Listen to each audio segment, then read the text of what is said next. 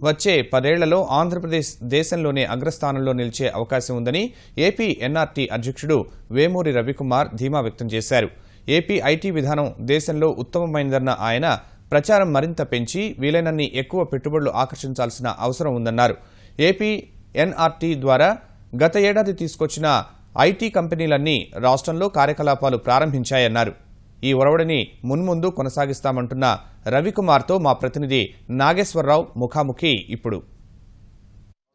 వీలైనంత ఎక్కువగా పెట్టుబడులు తీసుకురావడమే లక్ష్యంగా ప్రభుత్వం భాగస్వామ్య సదస్సులు నిర్వహిస్తుంది. ఇందులో ప్రధానంగా వివిధ రాష్ట్రాల నుంచి వచ్చిన పారిశ్రామికవేత్తలు, ఎన్ఆర్ఐలతో పాటు ఇతర దేశాల్లో నివసిస్తున్నటువంటి తెలుగువారు ఎక్కువగా పెట్టుబడులు పెట్టాలని ముఖ్యమంత్రి మొదటి నుంచి కూడా చెప్తున్నారు. దీన్ని భాగస్వామ్య సదస్సును కూడా అందుకు వేదికగా చేశారు. గతంలోనే Andhra Pradesh non resident Telugu forum A P N R T ఏర్పాటైంది. దీని ద్వారా ఎక్కువ పెట్టుబడులను ఆంధ్రప్రదేశ్ రాష్ట్రంలో వివిధ రంగాల్లో పెట్టేందుకు ప్రయత్నం చేస్తున్నారు. AP NRT chairman Ravikumar Vemuri గారు మాట్లాడారు. సార్, భాగస్వామ్య సదస్సు ప్రధానంగా తెలుగు రాష్ట్రంలో కొత్తగా ఏర్పడింది కాబట్టి తెలుగు రాష్ట్రంలో పెట్టుబడులను ప్రోత్సహించడానికి భాగస్వామ్య సదస్సు నిర్వహిస్తుంది. ఏపీ ఎన్ఆర్టీ తరఫున ఎలాంటి కంట్రిబ్యూట్ చేస్తుంది? మన ఏపీ ఎన్ఆర్టీ అనేది మన లోకల్గా ఉన్న తెలుగులకి ప్రపంచంలో ఉన్న తెలుగు వాళ్ళందరికీ మధ్య ఒక 2-వే బ్రిడ్జ్ లాగా ఫామ్ చేశారు సీఎం గారు. దీనికి 2 ఫంక్షన్స్ ఉన్నాయి. ప్రపంచంలో ఉన్న తెలుగు వాళ్ళందరూ ఇండియా వచ్చినప్పుడు వాళ్ళకి సర్వీసెస్ ప్రొవైడ్ చేయడం, 2 వాళ్ళు ఏదైనా ఇన్వెస్ట్ చేస్తానన్నా, వాళ్ళు డొనేట్ చేస్తానన్నా మనం కోఆర్డినేట్ చేస్తాం. మనం in related to this particular partnership summit we really focused on only on 2 or 3 sectors where non-resident Telugus are very strong all over the world.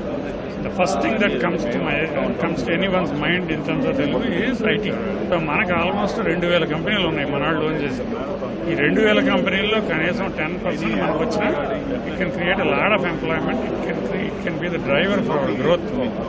ఐటీలోనే Telugu వాళ్ళు వివిధ దేశాల్లో 2000 కంపెనీలు, వాటికి సంబంధించి అక్కడ వాళ్ళు ఇక్కడ బ్రాంచెస్ ఏర్పాటు చేయడం కోసం ఫోరం ద్వారా ఎలాంటి ప్రయత్నాలు జరుగుతుంది?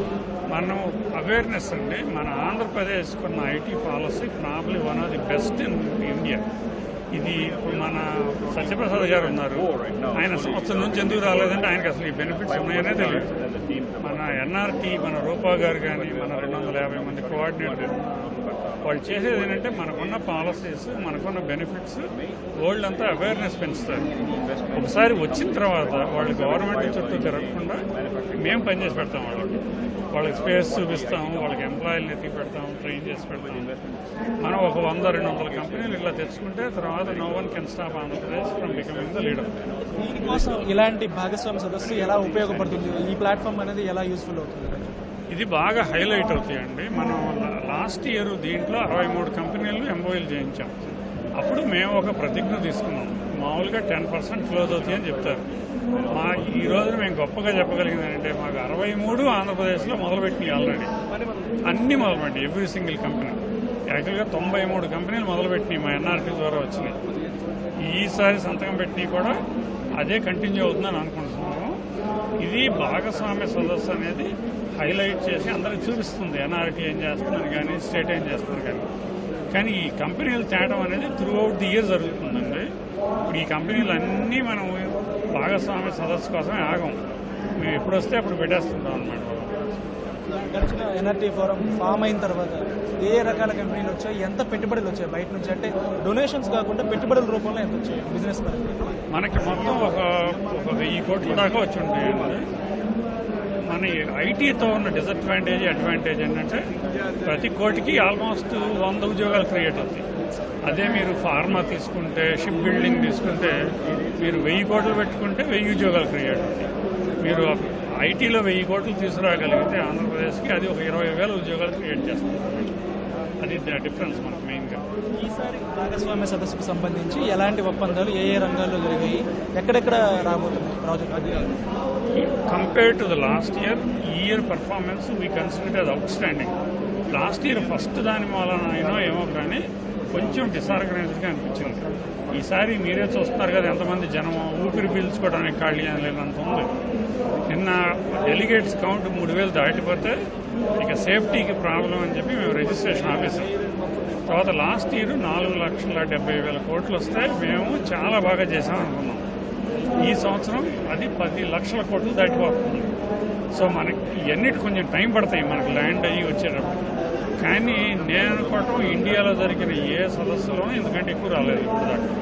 మనం almost we're competing in the whole India level, not just the state. మనకి ease of doing business we're number 1 in the country. Problem ఏంటంటే వాళ్ళు వచ్చినప్పుడు ది అవేర్నెస్ పెంచాలి. వచ్చిన కంపెనీకి స్మూత్గా దిగిపోతే వాళ్ళు వెనక్కి వెళ్ళి మౌత్ టు మౌత్ పబ్లిసిటీ జరగాలి. అది జరిగితే 40% అనేది అన్రీచబుల్ గోల్ కాదు. 40 ఎందుకుని మిగిలిన 60 ఎందుకు అవ్వమంటారేమో. కొన్ని గ్రీన్ ట్రిబ్యునల్ దగ్గర ఆగిపోవచ్చు, కొన్ని ఎన్వైరన్మెంటల్ క్లియరెన్స్ దగ్గర ఆగిపోవచ్చు, కొన్నిటికి వయబిలిటీ గ్యాప్ ఫండింగ్ ఉండొచ్చు. మన రాష్ట్రంలో ఉన్న అడ్వాంటేజ్ ఏంటంటే ఏది ఆగిపోయినా literally any investor, any adviser like me can walk in to chief minister's office and ask him. ఆయన అక్కడికక్కడ సాల్వ్ చేస్తారు. ఈ never says let me think about it, it always అని ఎస్ ఆర్ నో. సో మన పబ్లిక్కి benefit జరుగుతుంది అనుకుంటే CM garu he goes out of the way to land the projects and that is what we need. ఇది కనుక continue అయితే మనం number 1 industrial estate అవుతాం 10 ఏళ్లలో.